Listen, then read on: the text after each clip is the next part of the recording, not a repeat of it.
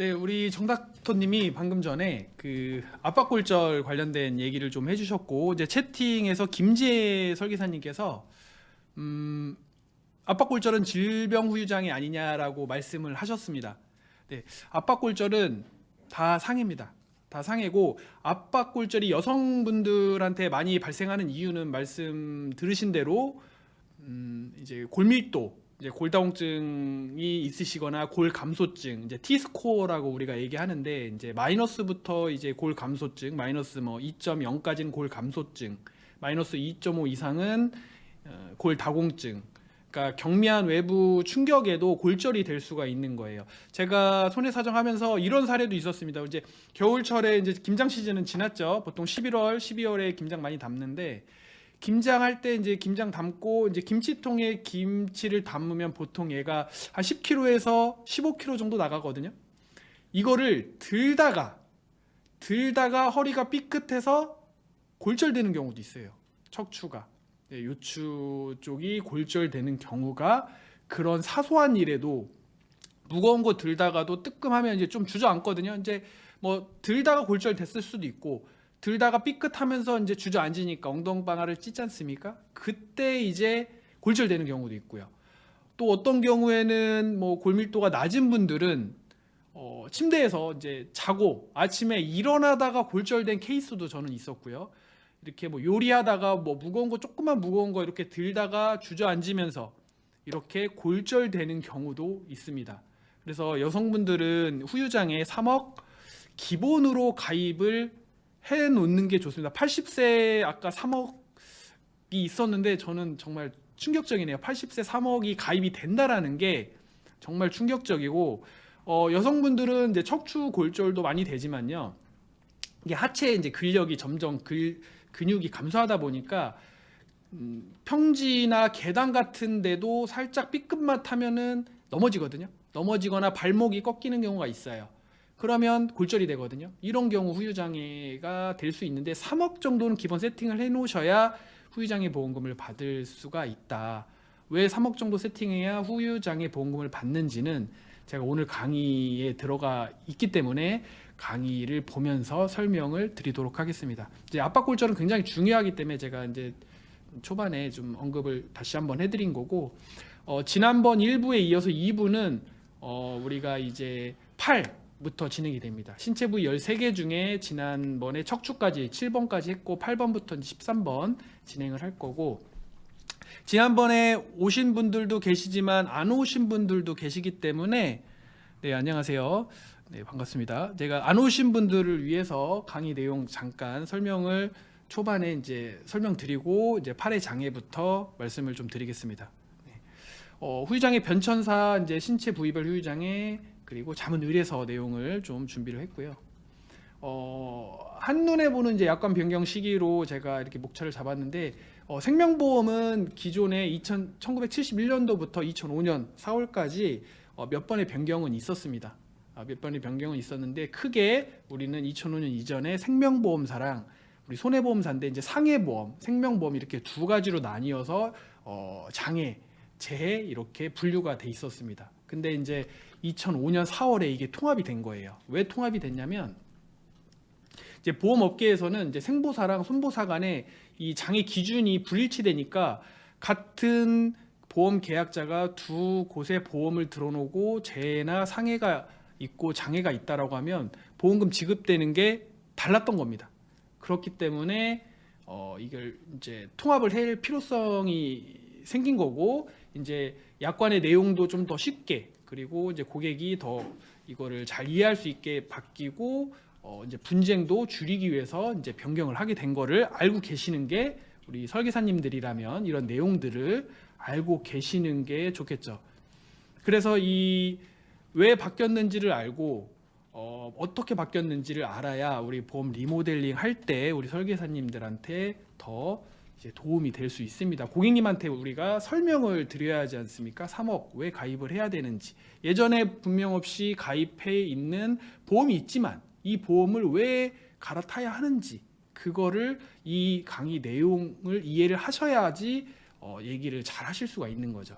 그래서 생명보험은 2005년 이전 이후 이렇게 돼 있는데 생명보험은 상해보험과 마찬가지로 재장애가 이제 상해는 퍼센테이지 그리고 생명보험은 이제 급수로 1급부터 6급 이렇게 돼 있습니다. 이제 우리 팔의 장애가 이제 시작이 됐는데 8번부터 팔의 장애인데 이 근골격계 팔이라고 하면 어디죠? 우리 어깨부터 팔꿈치, 손목 이제 기본적으로 이제 세 가지가 있고 이제 손가락까지 총 4개죠. 이런 그 장애를 인정하는 기준이 있습니다. 우리가 보통 저한테 많이 전화 오는 것도 진단서 보내시고 이거 장애 되나요? 라고 우리 설계사님들이 굉장히 많이 연락을 주시거든요. 근데 보통 이제 저희는 진단명만 보고 가능성 여부를 판단하긴 하는데 제일 중요한 건 뭐죠?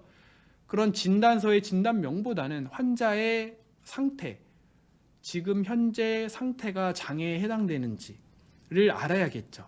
그걸 알려면 우리 설계사님들이 고객이랑 면담을 통해서 고객을 직접 만나서 보통 보험 상품 설명하고 하지 않습니까? 그때 이제 장애가 있는지 없는지를 우리 설계사님들이 가장 먼저 확인을 해주실 수가 있어요.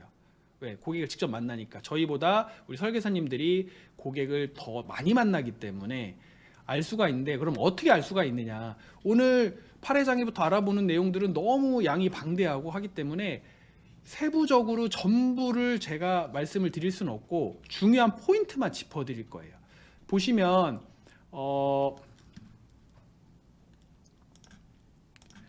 여기 이제 이게 이제 ROM이라고 해서 운동 능력을 평가한 표입니다. 이제 기본 사람이 팔이면 손목 같은 경우 이렇게 움직여 보시면 움직여지죠. 이제 밑으로 내릴 수 있고 굴곡, 신전, 내전, 외전 이렇게 움직일 수가 있어요. 앞뒤 좌우로 움직일 수가 있는데 이런 각도를 여기 내용에서 정리를 해놓은 겁니다. 이게 이제 우리 ROM이라고 합니다. 예, 운동 가동 능력이라는 건데 여기가 이제 경추, 여기 흉추, 요추고요. 여기서부터 이제 팔입니다. 팔, 어깨, 팔꿈치, 손목. 이 어깨, 팔꿈치, 손목 보시면 옆에 각도가 정해져 있습니다. 이렇게 각도가 있는데요. 각도가 보시면 여기 손목부터 어깨부터 볼까요? 어깨면 여기 숄더, 이제 어깨. 그래서 위로 올리는 거. 우리가 그래서 위로 올리는 만세 동작이라고 하죠. 이제 전방 거상이라고 돼 있는데 이제 쉽게 얘기하면 올리는 거예요. 고객님을 만났는데 어깨 골절 됐어요. 아니면 회전근개가 파열됐어요. 그래서 골절, 인대 파열 등등으로 수술을 하셨단 말이에요. 그러면 후유장애가 되는지 안 되는지 어떻게 알 수 있느냐? 자, 만세 한번 해보라고 하면 됩니다. 만세가 된다. 그러면 요거는 장애가 없는 거예요. 만세 동작이 각도가 보면은 여기 만세 동작이 제가 서툴러서 여기 150도입니다. 올라가는 게 150도인 거예요. 이게 된다고 하면 장애가 될 확률이 적겠죠. 자, 헷갈리시면 좌우를 다 올려보시라고 하면 돼요. 한쪽은 잘 안 올라가는데 안 다친 쪽은 잘 올라간다. 그러면 이제 장애가 어렵겠죠. 이런 운동 각도에 얼마만큼의 제한이 있는지 100%가 된다면 장애가 안 되는 거겠죠. 75%, 50%, 25% 이렇게만 움직여진다. 전체 중에 75%만 움직여지고 올라가는 게 각도가 150도 중에 75%나 50%, 25% 이렇게만 올라가진다라고 하면 장애가 해당이 되는 거예요. 그런 내용들이 이 수치로 알 수 있는 거기 때문에 이 수치를 외울 필요는 없어요. 우리 설계사님들이 내용만 알고 계시고 어깨는 올려보면 되고요. 팔꿈치는 어떻죠? 150도인데 자 굽혔다 폈다 해보면 됩니다. 잘 굽혀지면 끝까지 굽혀지면 장애가 안 되는 거고 조금 제한이 있으면 이렇게 굽히는 게 제한이 있으면 장애가 되는 거죠. 가능성이 있는 겁니다. 이제 병원 가서 진단을 받아봐야겠지만 자 손목도 마찬가지예요. 올리고 내리고 이런 것들의 각도를 여기에서 볼 수가 있는 거고 이제 엉덩이, 무릎, 발목도 각도가 표시되어 있고 손가락, 발가락도 이렇게 다 확인을 하실 수가 있습니다. 이제 내려가면서 어떤 게 더 이제 장애가 되는지 세부적으로 한번 알아보도록 할 거고요. 팔의 장애 이제 엑스레이 영상입니다. 이게 이제 손목, 팔꿈치. 자, 이게 손목, 여기 팔꿈치, 여기 어디죠? 어깨고 여기도 어깨입니다. 자, 손목은 지금 요게 이제 요골 우리 손목 안쪽 이렇게 손바닥을 보시면 손바닥 왼쪽 여기에 요골이고 옆에가 척골인데 요골 골절, 이게 여성분들이 굉장히 많이 골절되는 부위거든요. 5, 60대들 40 넘어지면 우리가 어떻게 넘어지죠? 앞으로 넘어지면서 땅바닥에 손을 이렇게 짚죠. 그때 골절되는 게 여기 요골입니다. 그래서 이렇게 수술을 하시거든요. 옆에는 요거는 이제 팔꿈치도 마찬가지로 넘어지면서 손목과 같이 팔꿈치도 골절될 수 있고, 직접적으로 뭐 자전거 타거나 뭐 이륜차 자동차 사고로 이렇게 팔꿈치가 골절되면 이렇게 금속 고정술을 합니다. 이런 경우 지금 이 영상에 볼 수 있는 내용들은 다 장애가 해당될 수 있는 그런 영상만 제가 모아서 보여드린 거고, 어깨 이렇게 이제 상완골, 여기는 쇄골 수술하신 거고, 여기는 이제 상완골, 어깨뼈, 큰 뼈, 요거를 수술하신 겁니다.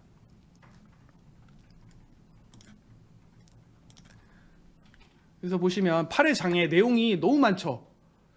이제 생명보험이 제가 그 지난 1부에서도 말씀드렸지만 왜 보험이 변경됐고 어떤 보험이 더 유리한지를 한 번씩 체크해 보자고 했지 않습니까?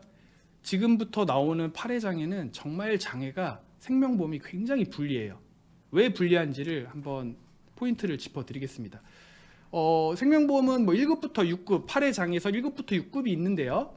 우리가 이 많은 거를 다 알 필요는 없고, 여기 빨간색 체크해 놓은 요 완전 영구히 사용하지 못할 때하고 뚜렷한 장애가 남을 때가 뭔지를 알고 있으면 됩니다. 생명보험에서는. 그래서 뚜렷한 장애는 뭐냐? 아까 우리 만세 동작 하는 게 뭐였죠? 150도 각도라고 했는데, 이 150도 각도에서 2분의 1이면 뭐죠? 75도. 75도 정도만 움직일 수 있다. 2분의 1, 그러니까 50% 정도 운동에 제한이 생긴다라고 하면은 뚜렷한 장애입니다. 모든 관절에서 절반만 움직인다고 하면 뚜렷한 장애예요. 그리고 완전 영구히 사용하지 못한 건 뭐죠? 아예 안 움직이는 거예요. 이제 골절이나 아니면 신경 손상으로 마비가 와서, 아니면 뼈에 구축이 와서 안 움직이는 경우가 있거든요. 근데 이제 뭐 수술하게 되면 거의 조금씩은 움직이죠. 근데 이제 안 움직이는 경우는 완전 영구히 사용하지 못할 때, 그리고 뚜렷한 장애는 2분의 1일 때, 그 내용만 알고 계시면 여기 그 내용에다가 대입해 보시면 해당되는 급수를 알 수가 있죠. 6급은 뭐죠? 6급은 10%, 5급은 15% 가입 금액에 이렇게 보통 그 산정이 되고요. 왜 생명보험이 불리한지를 그 다음 페이지에서 제가 설명을 드릴게요. 자, 상해보험은요, 보시면 경도의 장애, 중증도의 장애, 고도의 장애, 기능을 잃었을 때 이렇게 크게 4개로 해놨는데, 자, 경도의 장애가 뭐냐면요, 생명보험은 아까 말씀드린 대로 팔의 운동성의 2분의 1이라고 했는데, 상해보험은 2분의 1이 아니라 4분의 3부터 5%에 해당되는 장애를 인정을 해줍니다. 그러니까 쉽게 말해서 상해보험은 내가 100% 중에 75%만 움직여도 5% 장애 인정이 되는데, 생명보험은 그 기준이 없는 거예요. 6급에 해당이 되지 않으니까 5%의 장애가 없기 때문에 보상이 안 나가는 겁니다. 똑같은 진단명하고 똑같은 수술을 받고 검사 결과도 똑같은데 장애가 해당이 되지 않아서 받지를 못해요, 생명보험은. 상해보험은 그 기준을 좀 한 단계 낮춘 경도의 장애가 있어서 5%짜리가 있는 겁니다. 이 고도의 장애 20%는 아까 말씀드린 대로 내가 운동 능력이 25%로 감소한 겁니다. 100% 중에 25%. 중등도가 이제 뚜렷한 장애에 해당되는 거죠. 생명보험으로 치면 2분의 1 장애, 150도 중에 75%만 움직일 수 있는 게 이제 중증도의 장애입니다. 그렇게 보시면 돼요. 기능을 완전히 잃었을 때는 보통 뭐 우리가 못 움직이거나 또는 인공관절한 경우 있죠. 관절에 인공관절한 경우, 이제 팔 쪽은 인공관절한 경우가 별로 없고, 하지 뭐 무릎이나 고관절에 인공관절 많이 하죠. 그런 인공관절한 것도 기능을 완전히 잃었다고 보고 이제 30% 후유장애에 해당되는 거고요. 이제 통합보험, 이렇게 이제 생명보험과 상해보험에 이런 좀 분쟁이 있기 때문에, 등급에 대한 분쟁이 있기 때문에 통합이 된 거예요. 이런 이유로. 그걸 알고 계셔야 되고, 어떻게 바뀌었냐? 상해보험이랑 비슷한데요. 보시면 이제 팔에 기형이 남을 때부터 시작해서 5%, 10%, 20% 이렇게 돼 있는데, 이 5%는 똑같아요. 상해보험에서처럼 100% 중에 내가 운동 능력이 100% 중에 75%만 됐다. 그러면 5%. 50%가 됐다. 운동 능력이 2분의 1, 쉽게 얘기해서 내가 100% 중에 2분의 1밖에 못 움직여. 어깨를, 손목을, 팔꿈치를. 그러면 장애가 10%, 그리고 20%는 이제 운동 능력이 4분의 이제 1만 움직일 수 있다라고 하면은 장애가 20%가 되는 거예요. 이제 30%는 인공관절하거나 안 움직이는 경우를 얘기를 하는 거고, 그래서 우리가 고객님을 만났을 때는 움직여 보라고 하면 돼요. 반대쪽이랑 비교해서. 그리고 저랑 비교해서 잘 안 움직인다, 이러면 장애가 해당이 될 수 있는 겁니다. 뭐 많이 아파요, 통증, 이런 것들은 장애의 대상이 아니에요. 아픈 것들은 움직임을 보고 평가를 하는 겁니다. 나머지 손목 이상 잃었을 때나 이런 것들은 이제 쉽게 아실 수가 있는데, 이런 관절의 장애에 대한 내용, 이렇게 평가하는구나, 그 정도만 알고 고객님한테 대면했을 때 이거 장애돼요 물어보면, 우리 설계사님들한테 고객님도 물어보면 움직여 보라고 하면 되는 거예요. 그러면 얼마나 전문적으로 보이겠습니까, 우리 설계사님들이 고객님이 봤을 때는. 그래서 이제 여기 내용에 또 뭐 요즘에는 없는 내용인데, 거의 이런 사례가 없는데, 가관절이 뭐냐면 뼈가 골절이 돼서요. 골절이 돼서 뼈가 안 붙은 거예요.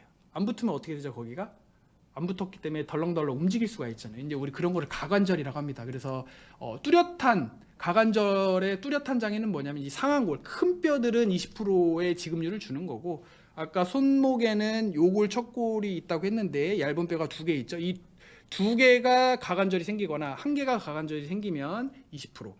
이런 요골이나 척골의 1개의 뼈에서만 가관절이 생기면 이제 10%를 주는 거예요.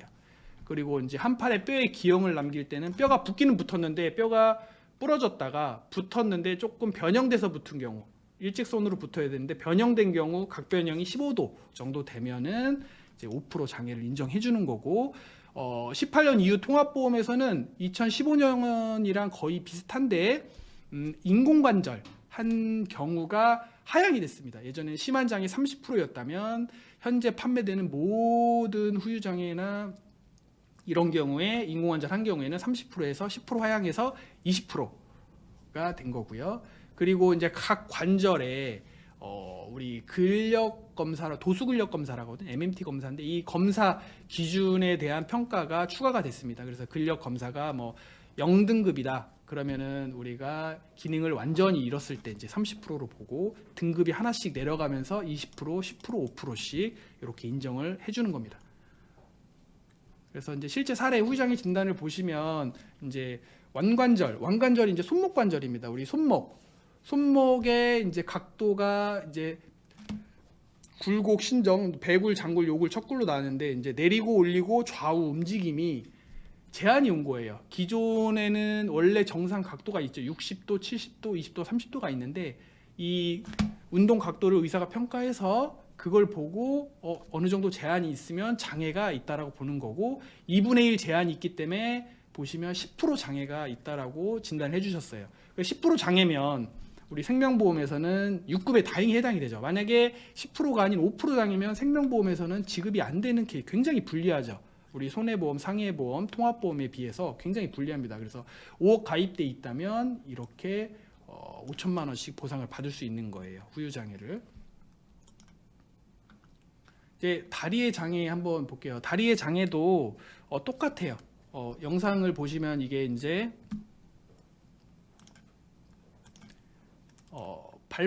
발목이죠. 발목뼈고 여기가 무릎, 그리고 여기도 무릎. 이게 이제 인공관절 하신 분 영상입니다. 인공관절 하면 이렇게 생겼습니다. 요거는 이제 우리 엉덩이 관절, 고관절이라고도 하는데 여기 큰 뼈 있죠. 이제 장단지 위쪽 뼈들 골절되면 이렇게 수술을 하십니다. 이런 경우에 후유장애가 될 수 있다라고 보는 거고, 여기 보시면 요 발목 위쪽 뼈에는 2개가 있습니다. 이제 경골하고 얘가 비골입니다. 이게 이제 큰 뼈고 작은 뼈입니다. 요거는 이게 대퇴골, 이제 허벅지 쪽에 있는 두꺼운 뼈고요. 요거를 알고 계셔야지 다음 자료에서 이해하기가 쉽습니다. 다리 장애도 마찬가지예요. 굉장히 급수가 많고 내용은 많은데 이 단축 장애 말고는 손이랑 똑같습니다. 팔의 장애랑 똑같고, 이 다리에서도 생명보험이 굉장히 불리해요. 뭐가 불리하냐면 일단은 이 단축 장애 뭐냐면 다리의 길이가 짧아진 거예요. 한쪽 다리가 예를 들어서 사고로 인해서 짧아질 수가 있거든요. 그럼 반대쪽 다리는 상대적으로 커지겠죠. 그러면은 걷거나 뛰거나 하는데 불편할 수 있죠. 그 다리의 길이, 골반에서부터 발목까지의 뼈의 길이가 3cm나 5cm로 이렇게 단축되었으면은 이제 6급에 해당되는 이제 그런 내용입니다. 이제 5cm 이상이 단축되면 이제 4급. 이란 얘기고, 뚜렷한 장의 내용은 다 아시죠? 뚜렷한 장에도 아까 말씀드린 대로 2분의 1, 발목도 움직일 수가 있고 무릎도 다 150도, 이제 발목도 움직일 수가 있는 각도가 있습니다. 그 각도에서 2분의 1 제한이 되면 이제 뚜렷한 장애인 거죠. 그리고 완전 영구히 사용하지 못했을 때는 이제 못 움직이는 거나 인공관절한 경우, 그런 케이스를 말하는 거고요. 상해보험도 보시면은 어떻죠? 다리 길이가 5cm 이상 짧아졌을 때는 34%예요. 아까 5cm 이상 짧아질 때 생명보험에서 몇 프로였죠? 30%였습니다. 4%가 더 높아요. 그리고 생명보험에서는 1cm는 장애 대상이 아니었지 않습니까? 하지만 상해보험에서는 7%의 보험금을 지급을 해줍니다. 생명보험에서는 3cm 이상만 지급을 하기 때문에 어떻습니까? 생명보험 대비해서 굉장히 불리하죠. 상해보험 대비해서. 그래서 이런 장애 기준의 불합리함 때문에 이제 통합보험이 생긴 거라고 이해하시면 된다고 제가 말씀드렸고, 통합보험에서는 어떻게 바뀌었냐? 다리가 짧아진 경우를 5cm 기준에 30%, 그리고 3cm는 15%, 그리고 1cm는 이제 5%의 장애로 통합이 된 거예요. 통합이 됐고, 뼈의 기형을 남길 때가 뭐냐면 아까 말씀드린 대로 이제 뼈가 붙었는데 변형이 된 거. 그런 게 5%고, 그리고 이제 가관절은 아까 말씀드린 대로 뼈가 붙지를 않아서 거기가 이제 덜렁덜렁한 그런 의학적인 상태를 말하는 거예요. 10%, 20%. 그래서 약간의 장애 10%하고 뚜렷한 장애 20%는 아까 말씀드린 대로 뼈가 2개 있는 발목 윗뼈, 발목에서 무릎까지 뼈가 2개 있다겠죠. 2개 다 가관절이 생기면 20%. 위에 큰 뼈 대퇴골에 가관절이 생기면 20%. 약간의 장애는 이제 밑에 그 발목에서 무릎 사이에 뼈 2개 중에 하나만 가관절이 생기면 이제 약간의 장애 10%를 지급해 주는 거고, 약간의 장애 뚜렷한 심한 장애는 팔이랑 똑같이 내가 4분의 3만 움직일 수 있냐, 2분의 1 움직일 수 있냐, 4분의 1만 움직일 수 있냐, 이 비율대로 장애가 평가가 되는 겁니다. 그래서 우리 고객님 만났을 때 발목을 다쳤다, 무릎을 다쳤다, 그리고 고관절을 다쳤다라고 하면 움직여보라고 하면 돼요. 움직여보라고 해서 제한이 생겼다. 그러면 가능성이 있으니 장애 진단을 받아보실 수 있겠다 정도만 안내를 해주시면 되지 않을까 싶습니다. 그리고 이제 다리의 장애에선 여기 내용은 없는데 이제 무릎이나 발목에 인대 파열로 인해서 좀 관절에 흔들리는 경우가 있어요. 그걸 우리가 동요라고 하는데 이 동요에 따라서 장애 인정되는 케이스가 있습니다. 그래서 발목하고 무릎의 십자인대, 발목에 뭐 정거비인대나 이런 인대들이 파열돼서 수술을 했거나 수술 안 했더라도 후유장애가 될 수가 있으니까 이거는 뭐 직접 봐서는 잘 모르고 흔들어 봐야 됩니다. 발목이든 무릎이든 잡고 흔들어서 좀 흔들림이 있다라고 하면 장애가 해당이 될 수 있습니다. 제가 오프라인 강의 때는 직접 우리 설계사님들을 같이 이렇게 무릎 흔들어 보고 하는 거를 보여드리는데 이게 방송에서는 보여드릴 수가 없네요.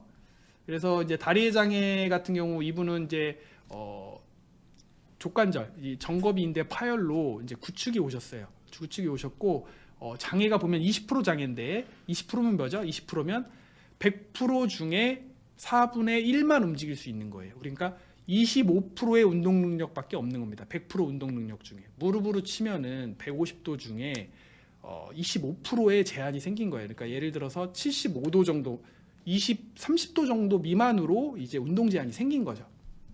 그래서 이럴 때는 우리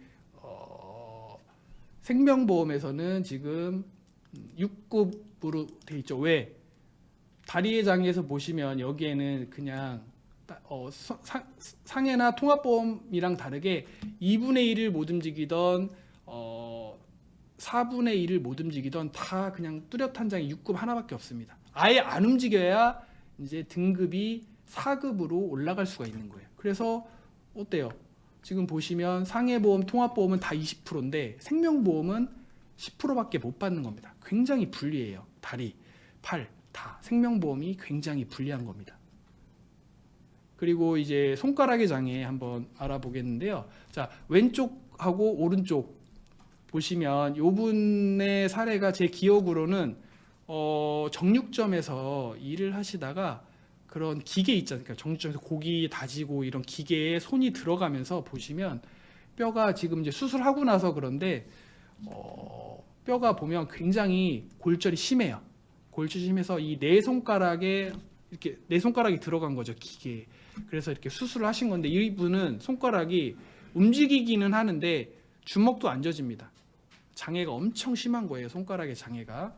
그 사례로 네, 마이크 잘 안 들리셨나요? 네. 그래서 이분의 사례를 이 뒤에 한번 설명을 드려보도록 하겠습니다. 네, 박은영님이 말씀하신 대로 제가 채팅을 잘 하느라고 채팅을 잘 못 읽어드렸네요. 정신없이 설명만 하느라고. 네. 한번 볼게요. 요거 옆 오른쪽 사진은 자 보시면 손가락 기준이 있는데 이게 이제 우리가 눈에 보이는 손가락이 이제 엄지는 관절이 2개, 나머지 엄지는 2개 손가락이 있고요.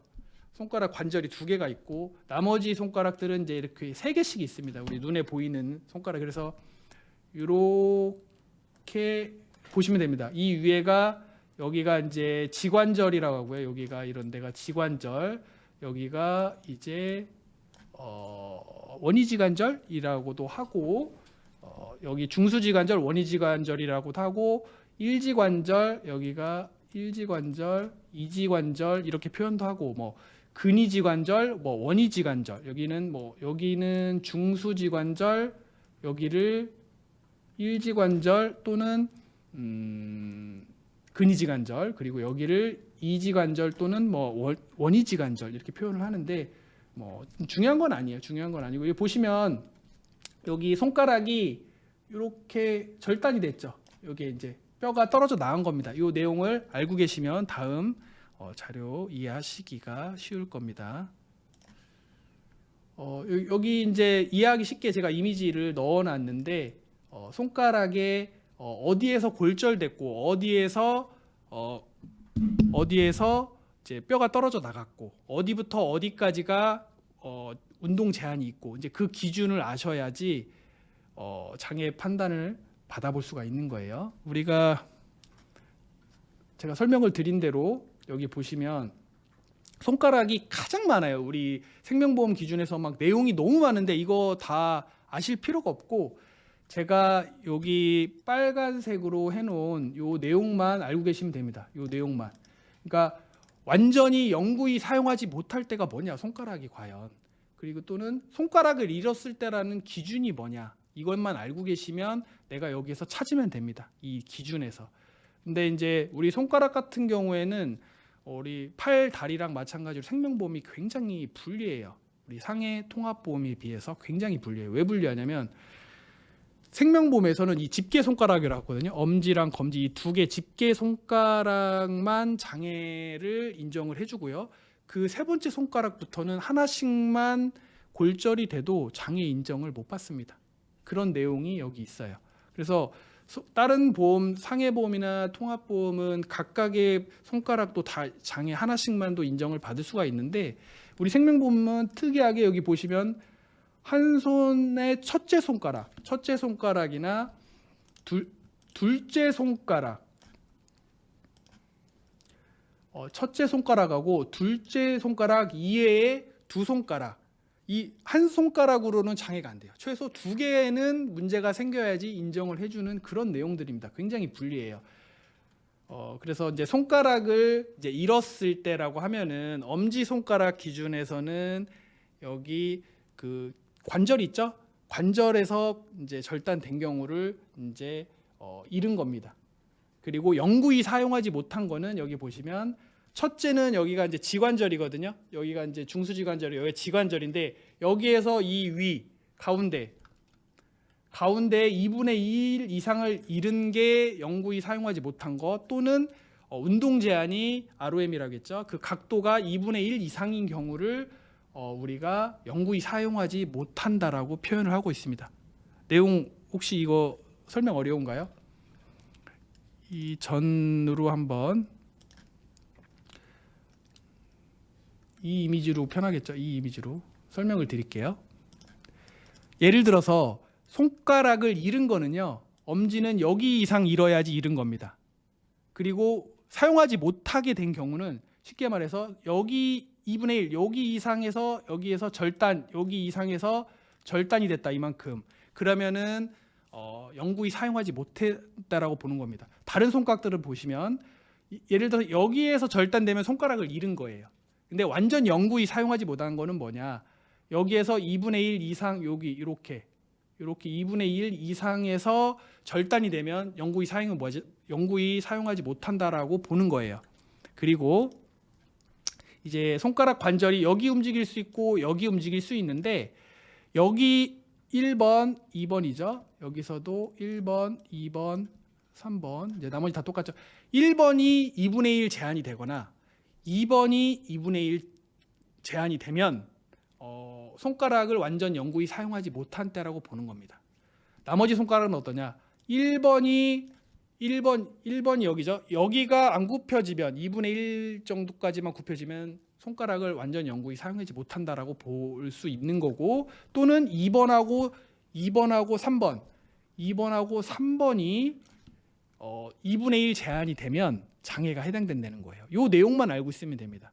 복잡하지만 이 내용만 알고 있으면 영구히 사용하지 못한 거랑 잃었을 때의 기준만 알고 있으면 우리가 이 내용만 보면 여기에 대입만 해보면 장애가 될 수가 있는 거예요. 그렇게 좀 내용이 어려울 수 있는데 이거 한번 보시면 지금 설명드린 걸 다시 한번 나중에 보시면 좀 이해는 될 겁니다. 상해보험이나 이제 통합보험은 굉장히 합리적이에요. 좀 생명보험이랑 다르게 각 손가락마다 평가를 해줍니다.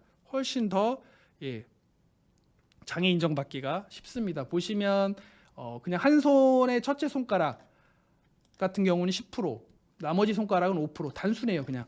그러니까 여기에 2분의 1, 엄지 손가락에 운동 제한이 2분의 1 있으면 10%, 나머지는 5%. 엄지 손가락에서 여기 지관절 위상에서 잃으면 10%, 여기 중수지관절 위에서 잃으면 15%. 그런 내용입니다. 그래서 장애 내용이 그런 내용이고 통합보험도 마찬가지예요.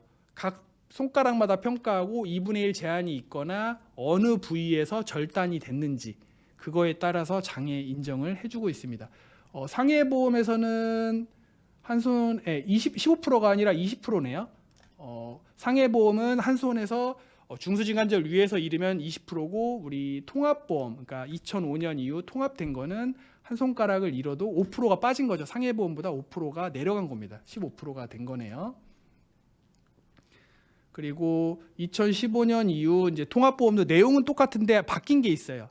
2005년에서는 손가락의 끝에 이제 우리 손톱 안쪽에 뼈가 있는데 뼈가 골편이 떨어지거나 조금만 분리가 돼 있어도 우리가 5% 장애가 해당이 됐습니다. 손가락 일부를 잃었을 때라고 봤는데 18년 이후에는 실제로 손가락에 그 외면적으로 봤을 때 단축이 없으면 인정을 안 해줍니다. 그러니까 살점만 떨어지고 뼈 살점이 좀 떨어진 경우나 예를 들어서 뼈는 그대로인데 살점이 떨어진 경우나 이런 건 인정을 안 해주는 거예요. 살점도 떨어지면서 뼈도 어느 정도 소실이 돼야지 인정을 해준다. 그러니까 골편만 이제 떨어진 경우, 그 안에서 골편이 떨어져 있는 경우 이런 거는 예전에는 인정을 해줬는데 지금은 인정 안 해준다. 요게 바뀐 정도의 차이가 있습니다. 그래서 이제 손가락의 장애는 아까 우리 정육점에서 일하시다가 다치신 분 그 손 보셨지 않습니까? 그분이 2, 3, 4, 5 수지였는데 이분이 다 이제 손가락에 이제 제한이 2분의 2 이상이 온 거죠. 이런 경우에 장애를 우리가 어떻게 받느냐? 생명보험은 손가락 4개, 엄지 포함 없이 손가락 4개면 5급밖에 안 돼요. 5급 15%.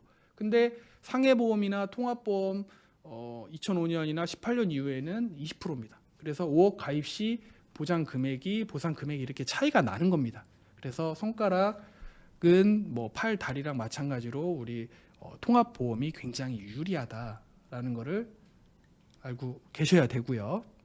이런 이제 손가락은 우리가 쉽게 이거는 이제 정육점에서 다치신 건데 우리 손가락은 일상생활하다가 정말 많아요. 뭐 우리가 일하다가 다치는 경우가 뭐 거의 대부분이긴 한데 제 사례 중에는 뭐가 있었냐면 집에서 여성분들 막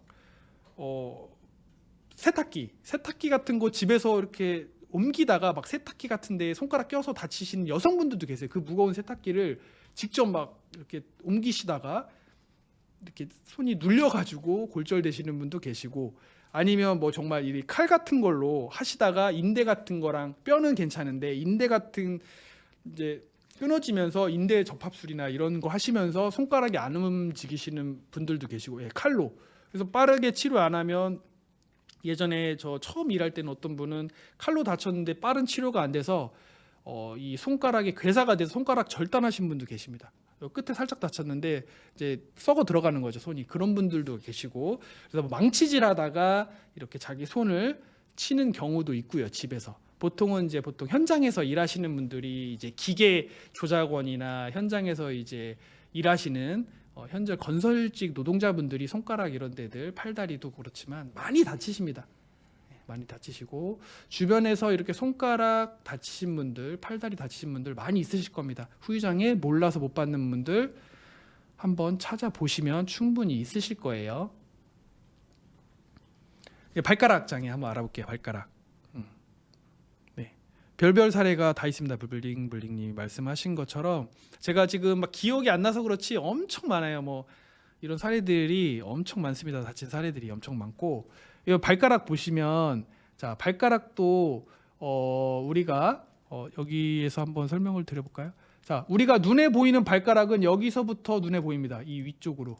자, 이 밑에 쪽은 뭐죠? 이 밑에 쪽은 우리가 이렇게 안 나와 있는 이 발등 쪽입니다. 발등 쪽이고, 밑에는, 위에는 우리가 보이는, 눈에 보이는 길이에 있는 이 뼈들이입니다. 그래서 엄지발가락도 여기가 이제 지관절이고, 여기가 이제 중수지관절, 여기가 이제 지관절. 그리고 나머지들은 이제 뼈가 세 개죠. 세 개인데 여기를 중수, 여기를 뭐 일지관절 아니면 근이지관절, 이지관절 또는 원이지관절. 이제 심장에서 가까운 쪽을 근이지관절이라고 하고요. 심장에서 먼 쪽을 원이지관절이라고 합니다. 그래서 운동할 수 있는 각도가의 관절이 엄지발가락은 2개고 다른 발가락들은 3개가 되는 거죠. 그렇죠. 블링블링님이 인대가 끊어져서 수술해도 운동장애가 생기면 후유장애가 됩니다. 그 내용들이 있는 거고요. 그렇죠. 박은영님 말씀대로 길이 단축 없이 골편만 떨어진 경우는 장애가 아닌데, 그거는 2018년 이후, 지금 가입하면 그렇게 되는 거고, 그 이전 보험들은 골편만 떨어져도 장애 인정이 됐다. 손가락은 5%, 뭐 발가락은 지금 이제 설명드리겠지만 엄지발가락은 뭐 8%, 기타 발가락은 그 외에 이 두 번째 발가락부터는 뭐 이제 3% 정도 장애가 해당되는 거고, 이분들도 거의 뭐 보면은 우리가 이제 차에 밟히는 경우, 타이어에 밟혀서 골절되는 경우, 뭔가 물건이 떨어져서 골절되는 경우, 아니면 뭐 여성분들 하이힐 신다가 발목 꺾이거나 뭐 넘어지면 이게 발가락이 골절되는 분들도 계십니다. 그래서 이렇게 발가락이 골절되면 이렇게 나사못이나 금속정이나 이렇게 나사못으로 수술을 합니다. 뼈가 붙어야 되니까 고정을 하는 거죠. 우리 석고붕대 같은 거 있죠. 그런 거 하는 것처럼 이 안에 아예 관열적으로 수술을 하는 거예요. 피부 절개해서 안에다 금속을 박아서 뼈가 단단하게 유지가 될 수 있도록 붙을 때까지. 그래서 이렇게 고정술을 하는 거고, 이 사례는 제가 이제 특별한 특이 사례라 저도 한 건 처리해봤는데 가져왔습니다. 뭐죠? 이거 여성분들은 알 거야. 이거 무슨 질병입니까 지금? 여성 설계사님들이 대부분일 거니까, 이거 무슨 질병입니까? 여성분들 정말 많죠. 우리 어머님들 이거 수술하신 분들 주변에 정말 많죠. 해야 되는데 막 통증, 불편함, 신발 신을 때 해야 되는데 안 하시고 계시는 분들 계시죠. 무서워서, 수술하기 무서워서. 근데 뭐 큰 수술은 아닌데, 이거 무슨 수술입니까? 이게 뭐죠? 저도 갑자기 생각 안 나네. 이게 뭐죠? 그렇죠. 우리 무지외반증이에요. 여성분들이 이제 뭐 구두나 이런 거 많이 신어서 생기는 거 아닙니까? 이게 구두 같은 거 신거나 뭐 그래서 여성분들이 이렇게 무지외반증. 엄지 발가락이 옆으로 튀어나오는 거죠. 안쪽으로. 그러면 이게 박정 선생님 통풍 아닙니다. 통풍 아니에요. 무지의 반증입니다. 예, 통풍이라고 생각하실 수도 있겠네요. 예, 엄지 발가락이 많이 아프죠. 통풍이.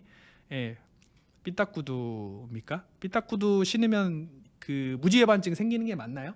저는 잘 모르겠는데 어쨌든 이분이 여성분이었는데 좌우 엄지발가락에 무지의 반증이 있어서 수술을 했어요. 무지의 반증으로 수술.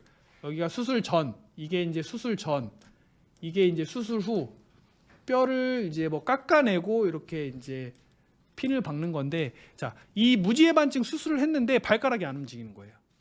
그럼 뭐죠? 이게 내가 발가락 통증 때문에 수술했으면 이게 재해냐 상해냐 이런 건 아니에요. 질병이죠. 질병인데 우리가 뭐가 있죠? 질병후유장애. 하나생명에서 우리 질병후유장애 뭐 1억씩 되고 있었지 않습니까? 보험 가입이.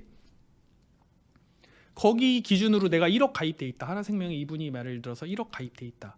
그러면은 이 무지의 반증으로 수술해서 발가락이 움직이지 않으면 장애가 몇 프로다? 8%에 해당됩니다.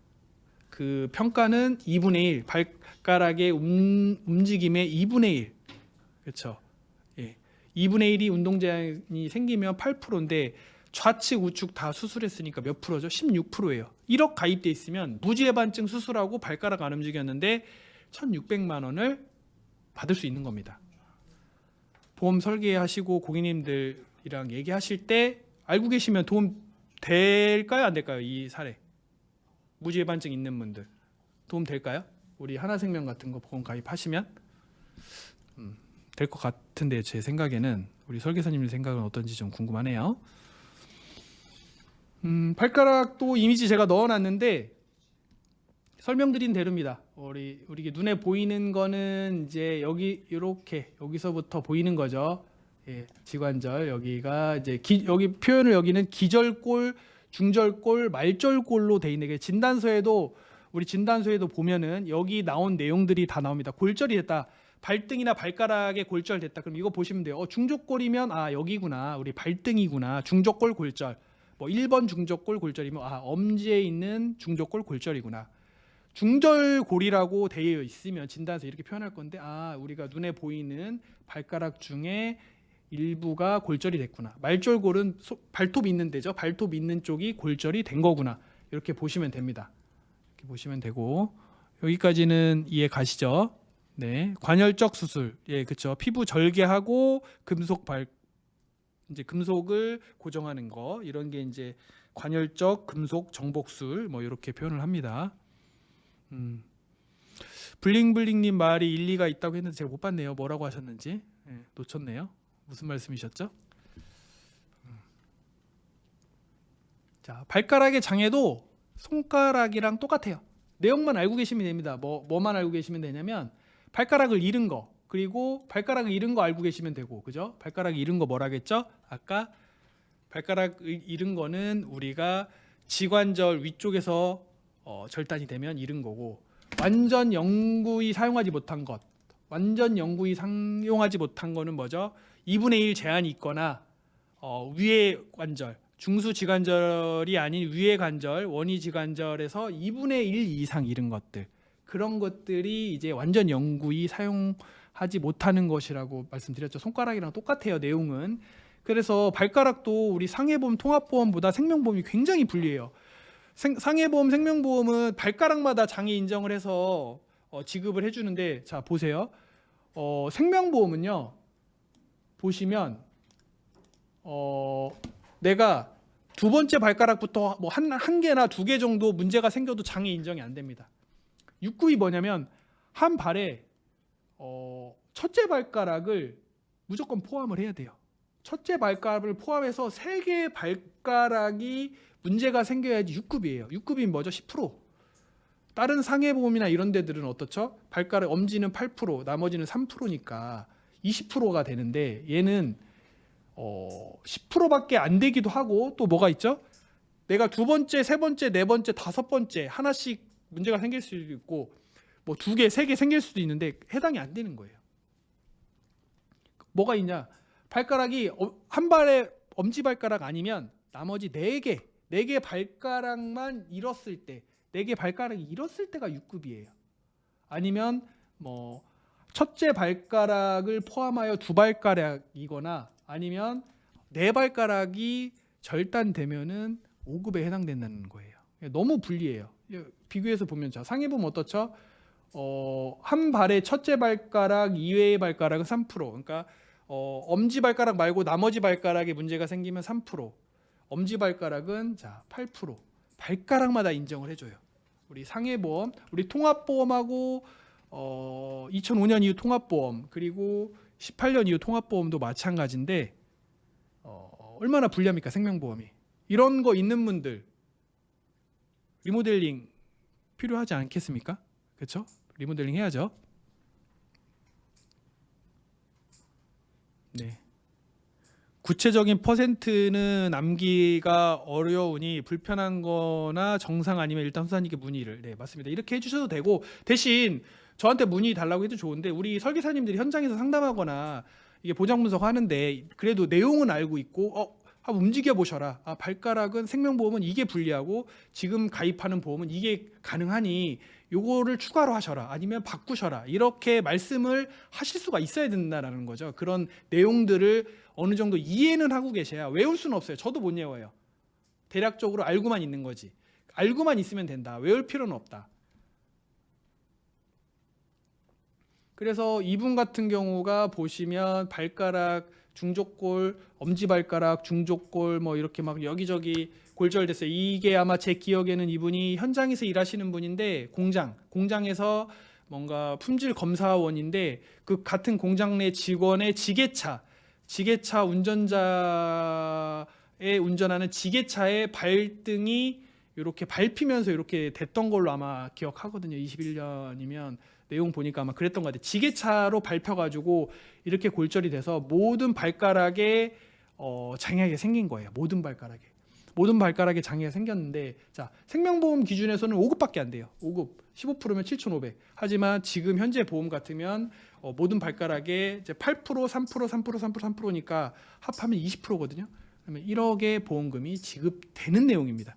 예, 지급되는 내용이고 그래서 이제 발가락 같은 경우에는 뭐가 차이가 있냐면 설명을 안 드렸는데 손가락처럼 이것도 골편만 떨어진 거는 장애에 해당이 안 되고 18년 이후에는 첫째 발가락만 굴곡 신전이 뭐냐면 내리고 올리고의 그 운동 각도를 평가했다면 엄지만 그렇게 평가하고 2018년 이후 보험은 이제 올리는 신전 운동, 발가락의 신전 운동만 평가한다고 이렇게 약관을 바꿔놨습니다. 그러니까 굉장히 요거는 2005년에 비해서 2018년은 굉장히 불리한 거예요. 그래서 왜 이렇게 바뀌었냐라고 보면은 발가락은 뭐 굴곡이 안 돼도 크게 불편함이 없다 뭐 이런 걸로 저는 이해를 했거든요. 그래서 신전 운동만으로 평가할 수 있기 때문에 장애 진단 받을 때 좀 고객님 입장에서 불리할 수가 있다. 그래서 이런 비슷하게 이제 발등이나 발가락에 골절이 된 경우에는 꼭 손해사정 상담을 해 보시는 게 좋다. 이런 장애의 평가 기준이 바뀌었기 때문에 이런 내용은 사실 닥터들도 거의 모르거든요. 닥터들도 이런 내용을 전혀 모르기 때문에 만약에 굴곡 신전 기존에 하던 대로 굴곡 신전을 같이 평가해서 장애 진단서가 발급된다. 그럼 보험금 지급이 안 됩니다. 분쟁이 생겨요. 그래서 발가락 장애는 꼭 손해사정 의뢰를 하시는 게 상담을 하시는 게 좋다. 그리고 이제 충복부 및 비뇨 생식기 이제 2개 남았는데요. 흉복부 및 비뇨 생식기 한번 알아보겠습니다. 요거는 예전에 제가 질병후유장애 그 강의를 하면서 설명을 많이 드려서 그때 보신 분들은 많이 알고 계실 겁니다. 맞아요. 사업장 장애도 산재 처리 받으시고 개인보험도 청구하면 됩니다. 맞습니다. 일하시다가 다치신 분들 중요한 포인트인데 현장에서 일하시는 분들이 제가 말씀드렸죠. 건설 노동자 이런 현장에서 일하시는 분들이 저희 업무에 거의 보면 상해 쪽은 한 70%입니다. 70%인데 이분들이 산재로 일하시다 그러니까 산업재 현장에서 일하시다 다치면 산재 처리를 받아서 이제 뭐 치료비나 요양급여 이제 일 못하니까 휴업급여 그 다음에 이제 치료가 다 끝나면 장애 등급에 따라 장애 급여를 받을 수가 있어요.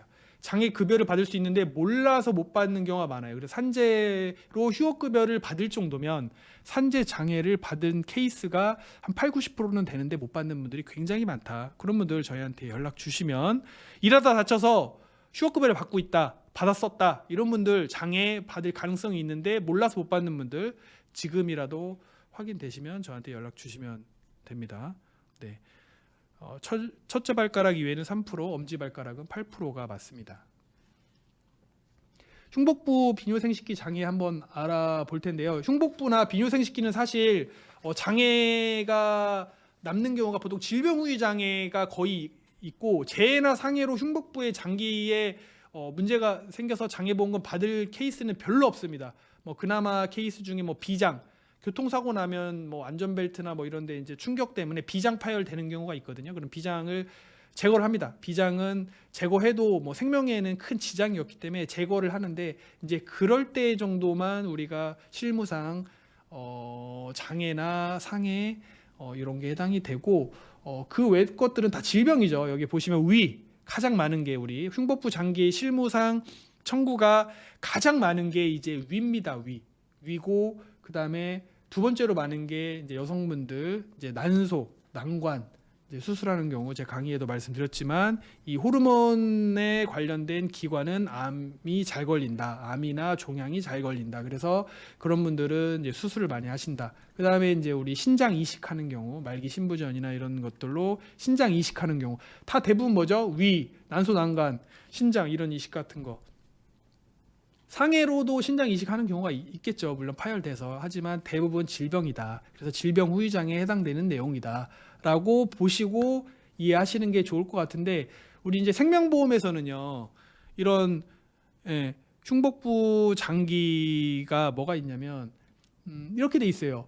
흉복부 장기에 뚜렷한 장애를 남겨서 평생토록 항상 간호를 받아야 될 때, 흉복부 장기에 문제가 생겨서 평생토록 항상 간호 받을 수 있는 케이스가 얼마나 있겠습니까? 요즘에는 신장 같은 거 투석도 다 병원 가서 이제 투석하면 되는 거고, 이식하면은 간호, 항상 간호, 수시 간호 이런 경우 잘 없지 않습니까? 그래서 실무상 이런 게 있는 케이스가 사실은 별로 없어요. 뒤에 보면 양쪽 고환 잃었을 때 이런 건 있을 수 있죠. 이제 사고 현장에서 이제 추락이나 이런 걸로 해서 뭔가 이런 사고로 잃었을 때 있을 수 있고, 비장이나 한쪽 비장 같은 거 아까 말씀드렸지만 사례가 있을 수 있어요. 교통사고에서 몇 번 저도 처리를 했었는데 이런 비장 제거하는 경우 있을 수 있고, 이제 성기능, 남성이든 여성이든 이제 성기능에 문제가 생길 수가 있습니다. 사고로 이런 이제 비뇨기계, 이제 척수 송경, 여기 말총신경이나 이런 걸로 인해서 디스크 협착 이런 경우에서도 있을 수 있고, 교통사고로 척수에 손상이 있거나 하면은 이제 성기능, 남성, 여성 모두에게 이상이 있을 수가 있습니다. 발기부전이나 이제 질구협착이라고 이제 나중에 나오는데 그런 경우가 있을 수 있는데 많이는 없죠. 이런 것도 많이 없고. 그래서 우리가 항상간호랑 수시간호가 뭔지는 알아야 돼서 그냥 정리했어요. 중요하진 않은데, 항상간호하고 수시간호는 쉽게 얘기해서 이동 동작에 얼마나 제한이 있느냐, 내가 두 다리로 걸을 수 있느냐, 아니면 휠체어로 걷느냐, 아니면 보조기, 보행기 같은 게 있어야 되느냐, 그 정도의 음식물이나 이제 먹거나 옷 입거나 배변, 배뇨, 목욕 이런 것들에 문제가 있다라고 하면은 항상 간호, 그리고 수시 간호 이렇게 돼 있는데 요거는 그렇게 중요하지는 않다. 그래서 일상생활 기본 동작 중에 하나 이상의 제한은 있으나 타인이 수발이나 보조 장구가 필요하지 않은 상태. 참 너무 주관적이죠, 이런 것들. 그래서 이런 것들 그냥 일상생활 다 하는데 이거 해당될 수 있느냐, 그런 거는 의사의 어떻게 보면 주관적인 소견으로 해줄 수가 있는 거기 때문에, 주치의가 안 해준다고 해도 어쨌든 본인이 어느 정도의 그런 흉복부 장기 쪽에 제한이 생겨서 문제가 있다라고 하면 상담 정도는 해주셔도 되는데, 실무상 이런 케이스는 잘 없다라고 보시면 되고, 이제 생명보험은 너무 주관적이에요. 내용이 어려워요. 하지만 상해보험은 어떻죠? 그래도 비교적 객관적으로 수치화할 수가 있습니다. 생식기의 뚜렷한 장애, 비장, 신장 34%가 됐고, 양쪽 고환이나 양쪽 난소 42%. 근데 이런 경우가 상해로는 거의 없다. 양쪽 난소나 이런 거 잃었을 경우는 질병밖에 없다. 암이나 이런 종양 이런 경우에만 있을 수 있기 때문에 상해제에선 잘 없다. 그리고 뭐 요실금, 이제 요실금 같은 경우는 교통사고나 이런 걸로 생길 수가 있죠. 방광 위축, 장루 뭐 이런 거는 이제 자상이나 뭐 칼에 찔리거나 그러니까 범죄 관련된 내용에서는 있을 수 있지만 우리가 일반 사고나 교통사고나 이런 걸로는 잘 일어나지 않는다라고 아시면 되고, 우리 이제 통합보험 2005년 이후 통합보험으로 오면서 조금 세분화되긴 했는데 이것도 다 상해에서는 거의 없다. 그래서 질병으로만 거의 생긴다. 그래서 이제 내용은 다 이렇게 정리가 돼서 간단하죠. 간단해요. 그냥 옆에 내용 보시면 됩니다. 근데 장기나 이런 데 수술하시면 이렇게 해당이 되는 거고, 중요한 거 여기서 하나 중요한 거는 이제 그게 있습니다. 위 질병 후유장에 해당되는 거예요. 상해는 아니고 질병에서 위 수술하는 경우, 비만으로 위 수술 하는 경우 있거든요. 급여 처리가 됩니다. 건강보험 처리돼서 실비도 적용이 되고요. 아마 2세대부터 아마 3세대부터 이 정도부터 실비가 되거든요. 그래서 그 2005년에서는 뭐가 불리하냐면, 2005년에서는 여기 보시면 50%는 뭐냐면 위를 전부 절제해야 50%가 있어요. 위를 전부가 아니고 예를 들어 80%만 절제한다. 70% 절제하면 장애가 해당이 안 됐습니다. 그러니까 위 소매 절제술이라고 하는 것이 이제 비만 치료 목적인데 위를 일정 부분 잘라내는데 보통 50에서 60% 잘라냅니다. 그런 경우 2005년 보험은 해당이 안 되는 거예요. 그러니까 2018년 이전에 가입한 질병 후유장애에서는 위 소매 절제술을 해도 보험금을 받을 길이 없습니다. 하지만 2018년 이후 보험에는 뭐가 생겼냐? 30% 기준은 낮춰졌지만, 지급률의 기준은 낮춰졌지만 위에 50%만 절제해도 장애가 해당이 된다. 그래서 2018년하고 2005년 두 개 보험 가입하고 위 수술을 했다면, 위소매 절제술을 했다면 2018년만 해당이 되는 거죠. 그리고 이제 문제가 되는 거는 요 문구인데, 2018년 이후에는 예방적 장기 절제 적출 이런 것들은 안 해준다고 이렇게 명시를 했어요. 이런 게 뭐냐? 대표적으로 이제 난소 여성분들, 난소 난관의 종양이나 근종, 자궁 근종이나 뭐 자궁암으로 난소 난관은 정상인데 수술을 해요. 두 개를 떼냅니다.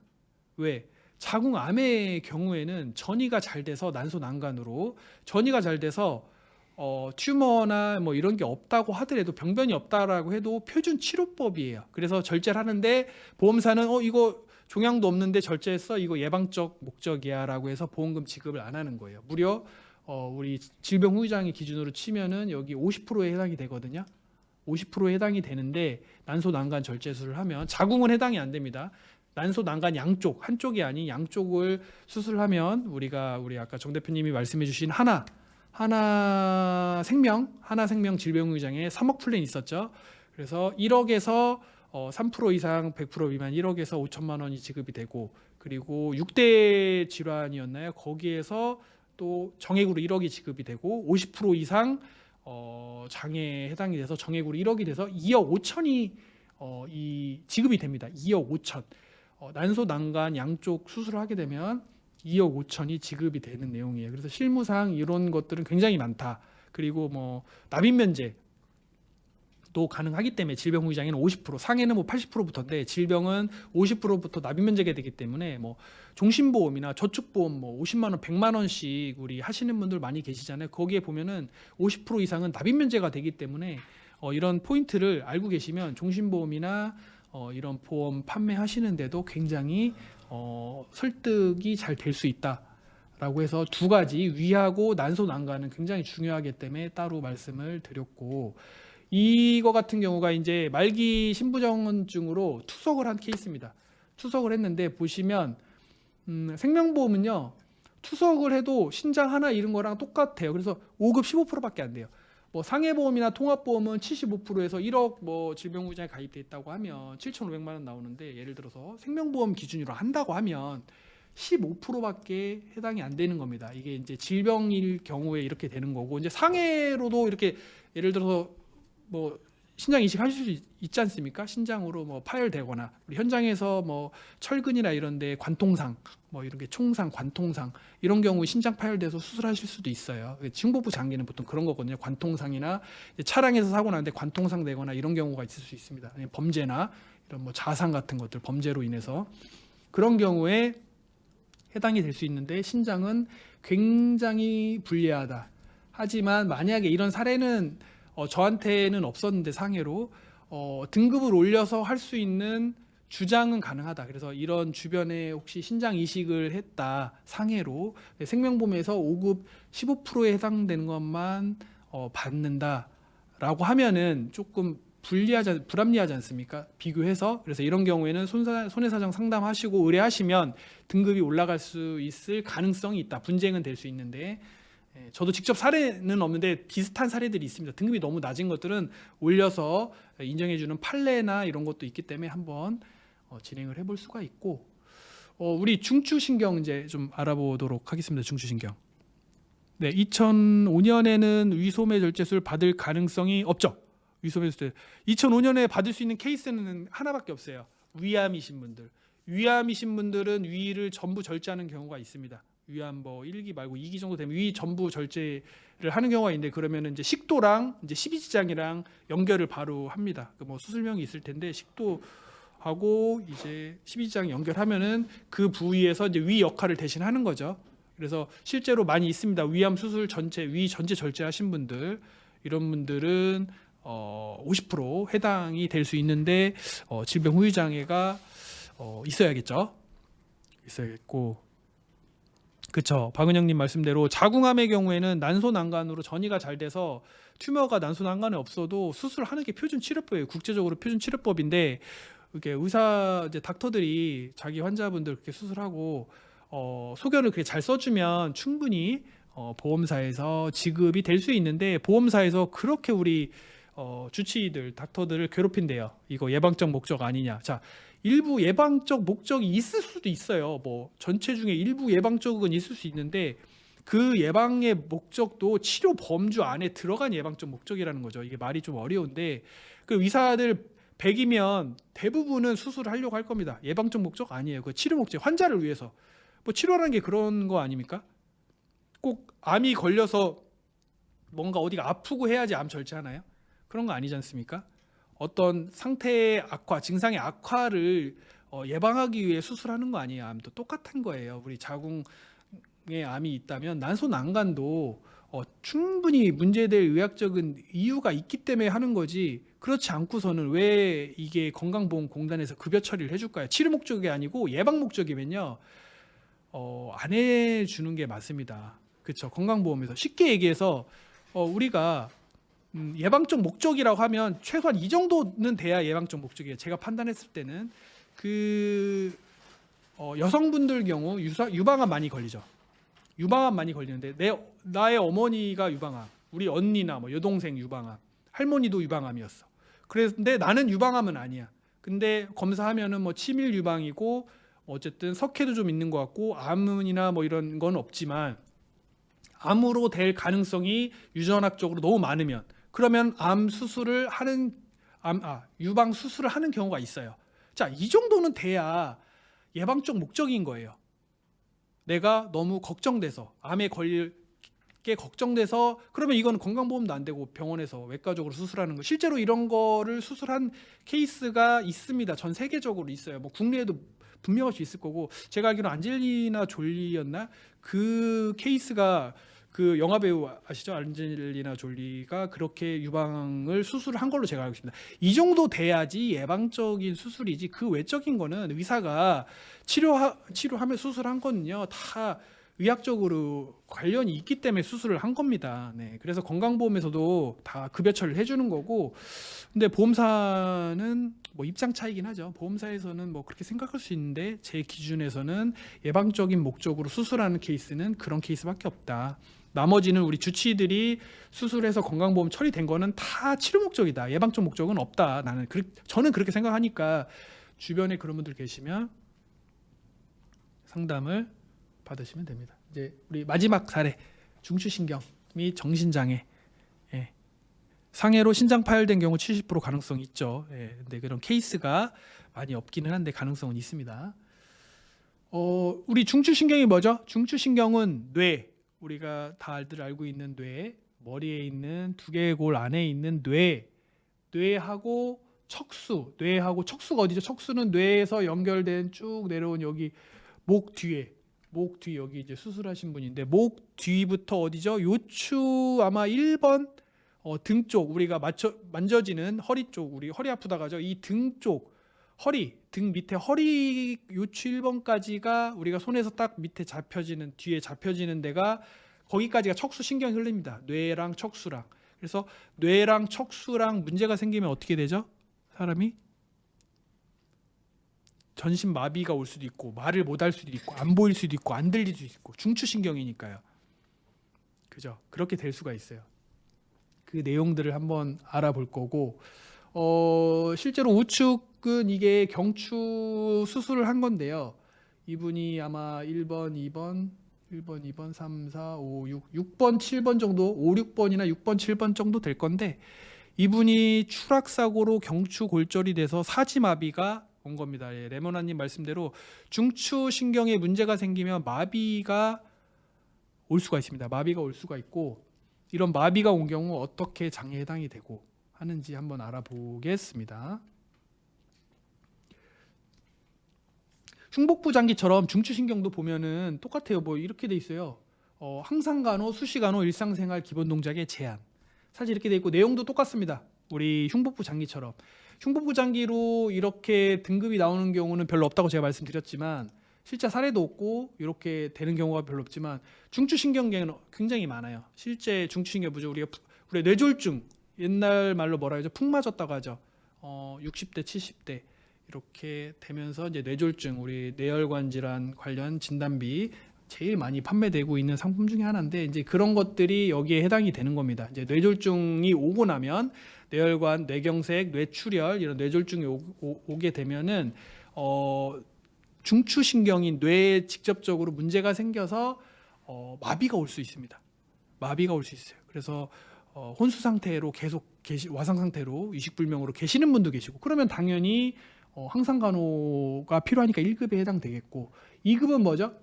2급은 일정하게 어느 정도 움직일 수 있는 분들 와상 상태는 아니어도 어느 정도 움직일 수 있는 상태가 한 2급 정도 됩니다.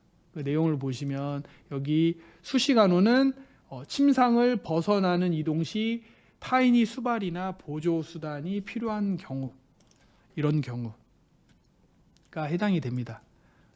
이런 경우고 실제 우리 이거는 내용보다는 사례로 보는 것이 훨씬 좋으실 것 같아요. 이제 상해보험은 이렇게 너무 주관적인 1, 2, 4급만 있는 거에 비해 우리 상해보험이랑 통합보험은 세부적으로 내용을 해놨습니다. 훨씬 이해하기 쉽게 해놨고 이 평가는 이제 상해보험부터 24개월 이후에 평가한다 이런 내용이 좀 있고 우리 통합보험에서는 바뀌었습니다. 2005년 이후에 24개월에서 18개월로 단축이 됐고요. 뇌신경장애는 6개월에서 12개월 뭐 이런 치매나 이런 것들은 1년 이후에 평가하는 걸로 18년 이후에 변경이 됐고 우리 이제 그 2005년 이후 보시면 간질 발작부터 해서 이제 치매 그리고 일상생활 기본 동작에 문제가 얼마나 있는지에 따라서 장애 인정을 해주는데